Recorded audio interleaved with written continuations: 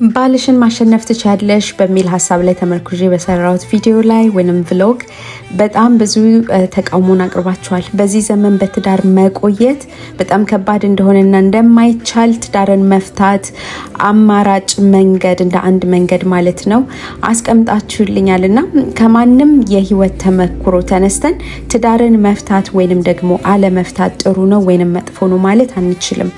ትክክለኛውን መልስ የምናገኘው ትዳርን ከመሰረተው ከፈጠረው ከእግዚአብሔር ብቻ ነው። እሱም በቃሉ ውስጥ ማለትም በመጽሐፍ ቅዱስ ውስጥ ነው የምናገኘው መልሱን።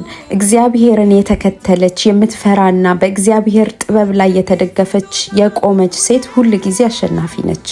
ናባል ሰነፍ ነው፣ አቢጊያ ጥበበኛ ሴት ናት። አቢጊያ የናባል ሚስት ነበረች። አቢጊያ ለናባል የተገባች ሴት አልነበረችም። ለምን አገባችው አላውቅም፣ ነገር ግን አልፈታችውም።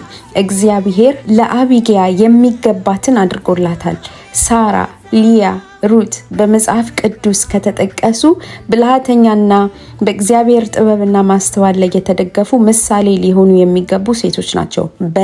በጣም ከብዙ ሴቶች መካከል ጥቂቶቹ ማለት ነው። እህቴ ትዳርሽን ለመፍታትና በባልሽ ከደረሰብሽ በደል የተነሳ በባልሽ ላይ ከምትጸልይ ይልቅ ባልሽን ትዳርሽን ለመፈወስ ጸልይ።